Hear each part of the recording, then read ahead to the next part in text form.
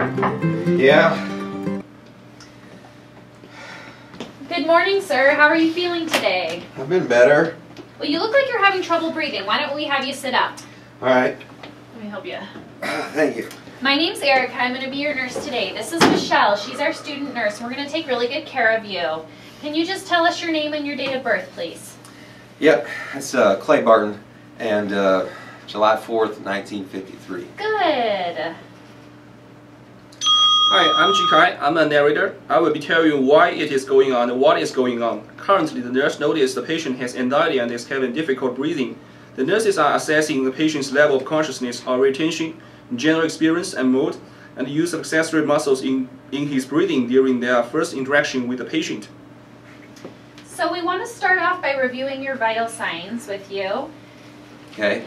And I see that you've had all your immunizations with the exception of your flu shot and your pneumococcal. That's something that we might have you back in to do later when you're feeling a little bit better. Okay. And the room is safe and the bed rates are on. yes, we just want to verbalize that the room is safe. And then in addition, your vital signs, your blood pressure was 142/88, your temperature was 100.2, your pulse 92, your respiration's 18, and your oxygen was 90, and that's something that we're going to talk a little bit more about later. Can you tell us a little bit about what brought you in today? Having a hard time breathing. Having a hard time catching my breath. Hard time getting air in. Even just walking in from the truck, just this clinic was hard. Oh goodness, how long has that been going on for? A couple months, maybe 2. Okay, so just walking around brings it on, anything else? Yeah, I mean, I'm a horse trainer, so I've got a lot of activities that I got, you know, all day long. And it's very hard for me to do this right now, and I'm afraid I'm going to get fired. Oh. And do you have a family history of any sort of respiratory problems? Mom, I think she's got asthma. My daddy died of lung cancer when he was 52. Oh, wow. How long have you had difficulty breathing? I don't know, I mean, a couple months, 2 years. I mean, slowly for the last 2 years, but really got bad the last 2 months. Oh, is there any pain? Like some tightness up in my chest. That can kind of hurt sometimes when it gets real bad. The nurse is asking open-ended questions to help get some subjective information about the patient's breathing difficulty. How long does it usually take you to catch your breath after the breathing difficulty starts? A couple minutes. I mean, sometimes I just, you know, just trying to find a place to sit down, chill out for a minute, and then, you know, sometimes positioning helps. I lean forward. That helps me usually. And does the pain or tightness move or radiate anywhere else? No, just in my chest. And does anything make it worse or better? I don't know. I mean, like I said, just activity, and it's just hard. This is getting frustrating. I'm sorry. The nurses may be asking many cross-examining questions for the patient. He already seems anxious. Perhaps it's time to move to the physical assessment. I'm sorry, sir. We are almost finished. I just want to ask you a couple more questions about your lifestyle. All right, that's fine. Do you currently or have you ever used alcohol or tobacco? Yeah, I mean, I'm a beer drinking man, and I smoke since I was 16. Now I'm at 2 packs a day, probably Marlboros, and I don't know, start off with just like a single pack a day, but 2 packs now. And have you ever desired to quit? I tried a few times, but it's tough. Cold turkey's hard. Yeah, it sure is. Quitting is hard. It usually takes people about 3 or 4 times before they're able to. So if you're interested in any kind of information about assistance in quitting, just let us know and we'll get that to you. All right, if it makes me feel better, I'll give it a shot. Okay, and we just want to know if maybe you have any cough or phlegm right now. Yeah, I mean, I've had a cough for a few years, usually really bad in the morning, but it's been getting progressively worse. You said phlegm? Like spit up? Yes. Yeah. Like Yeah. a loogie. Yeah, I huckle up a loogie every now and then. And it's changing colors, though. It's, you know, before it was clear and white. Now it's sort of yellow. Okay. Right. You got any more questions for me? Yeah. How long have you had phlegm for? Is that just recent too, like within the past 2 weeks or 2 months you said? Yeah, past couple of weeks has been really bad for the phlegm. Okay, is Well, there it's any really odor? good. Or? Sorry. No, you're fine. Yeah, we don't share a brain yet. It can be a little smelly Oh, at times. wow. Yeah. So knowing how long the patient has had a cough or how long they have been coughing up to sputum levels, that helps the student nurse quantify and the severity of the symptoms. So the color and odor of the sputum are important to note. It may give you a clue what kind of issue occurring. I'm sorry, I cut you off, Erica. Were you saying Oh, something? no, that's okay. Sir, do you have any pain when you cough? I mean, just when it's, I get the chest pain and then I cough, then then it's worse. But that's mainly where my pain is. Have you been sick lately, like with a cold or flu? I've had the flu every now and then, yeah. I mean, past couple of months, couple times. Okay, the nurse are beginning to suspect that the patient may have COPD. And COPD patients may have these symptoms: the shortness of breath, difficult breathing, wheezing, chest pain, and chronic cough. And how is your quality of sleep? Would you say that you wake up feeling rested? Yeah, pretty rested. I'm out in my lazy boy out in the living room. Oh, you sleep in a lazy boy? Yeah, that's where it's easier now. A kind of sign of COPD. Sleeping with the head elevator helps relieve pressure. Do you sleep in your lazy boy because you prefer it, or do you breathe better? I prefer and breathe better. I mean, sometimes when I'm, if I am in bed, I've got to, lift myself up with a couple pillows. But lazy boy's easy because you don't have to deal with the pillows. That's true. How many pillows do you use when you lay in bed, sir? Probably 3. Okay, we just want to ask you a couple of questions about your diet. What did you eat for breakfast today? Biscuits and gravy. My wife makes them real good. And I'm a meat and potatoes man too, so I mean that's kind of how we are out on the farm. Now, the last thing we have to do, Mr. Barton, is a head-to-toe assessment. We're going to focus on your breathing as we go along. Let us know if there's any pain, all right? Sounds good. Come on in. Hi, Mr. Barton. Hello again. So we're just going to start off with a focused respiratory assessment, and then we'll do a full head-to-toe. If there's any pain along the way, please just let us know. All right, sounds good.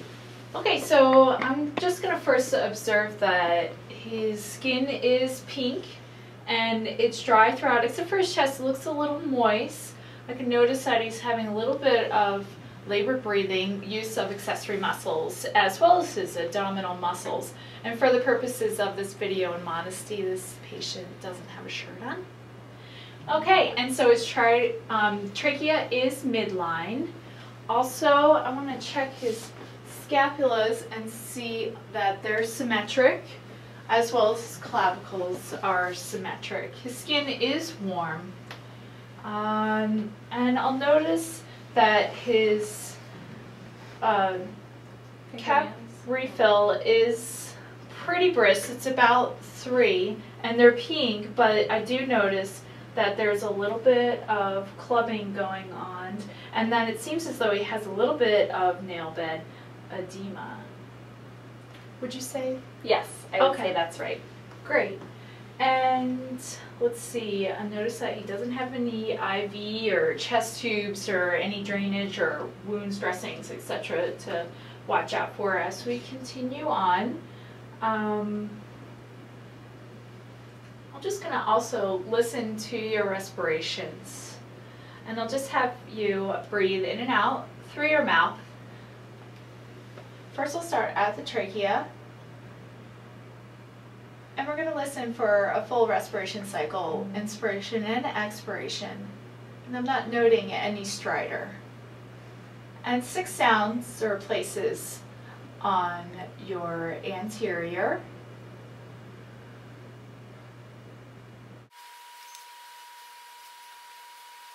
And it's important to hit 2 places on your sides, especially the right side for the right lower lobe.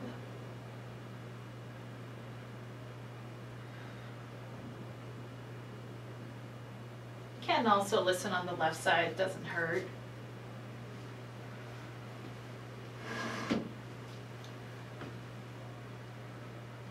Okay, and 6 places on your back as well. Again, full respiration cycle, inspiration and expiration.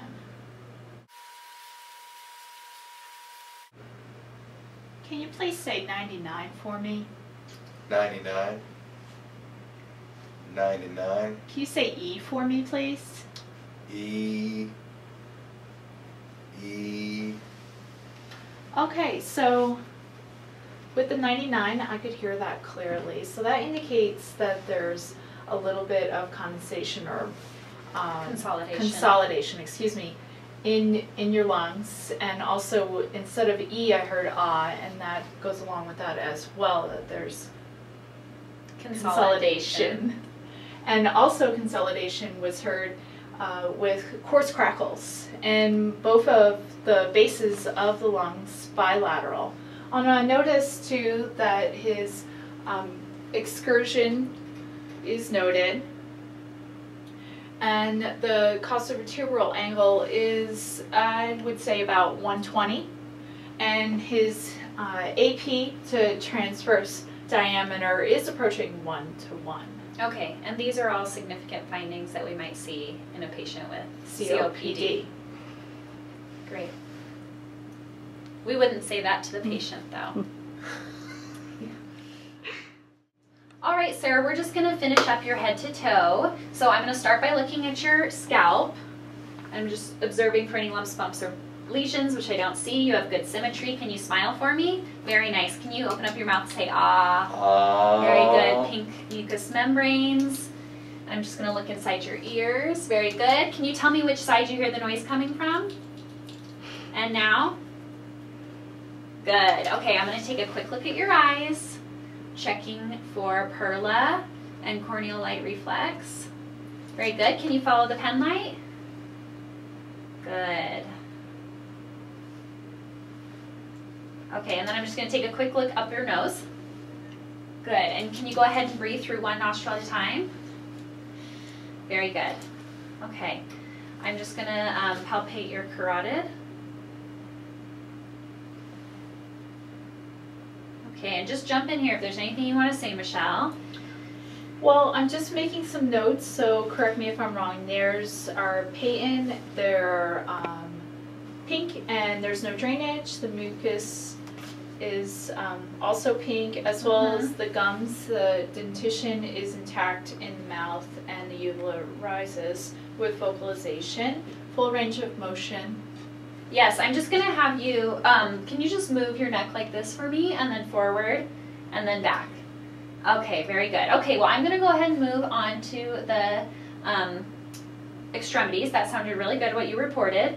I see that his skin's dry, and that he has good cap refill. He has some slight clubbing, yes, and that the color's consistent. Okay, and the skin is intact, and the cap refill is less than 3 seconds. Oh, and for the ears too, there was no drainage. Correct. They're patent. Okay, sir. So we're going to listen to your abdomen, if you wouldn't mind laying back now. Is there something else you want me to check?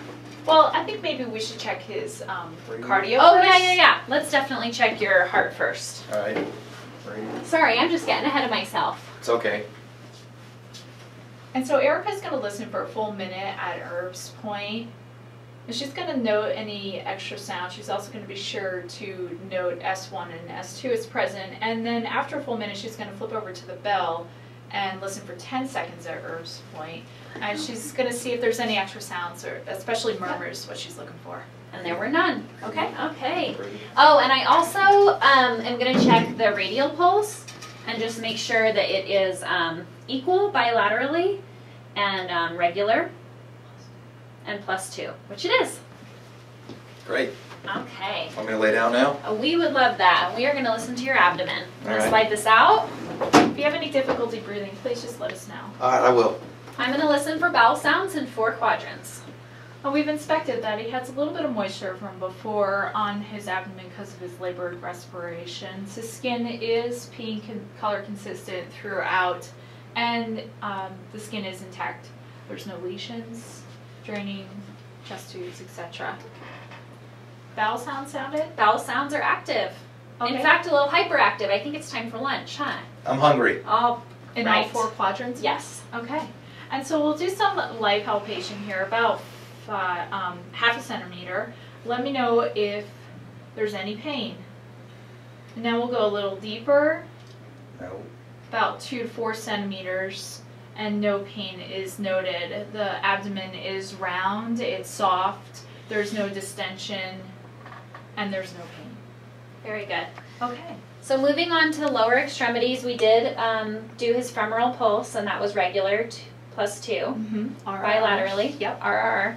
I would say that the lower extremities, the skin is intact, color consistent, dry, good turgor. No edema. No edema. Cap refill is pretty brisk, just like his upper extremities, at less than 3 seconds. Let's test your strength, sir. Can you push against my hands, please? Great. Push against them again and again. And now I'm going to try pushing your feet together. Don't let me. Great. Strength. 5x5 bilateral. How about the pulses? Let me see. Your pedal pulses are +2. RRR bilateral, and posterior tibial. Also +2 RR bilateral. Okay. Well, we are done with your lower extremities. So if we can help you sit up, we just have one more question for you. How are your bowel and urinary habits? Fine. They haven't changed. They haven't changed. That's good. And when was your last bowel movement? After breakfast this morning, after the pot of coffee. Oh, good. So a pot of coffee, that's a diuretic. How many times would you say you urinate a day? 4 to 5 probably. Okay, that sounds right. Is there anything else we can answer for you or do for you today? No ma'ams. Okay. All right. The doctor will be in shortly. It's been a pleasure working with you. Thank you. Thank you.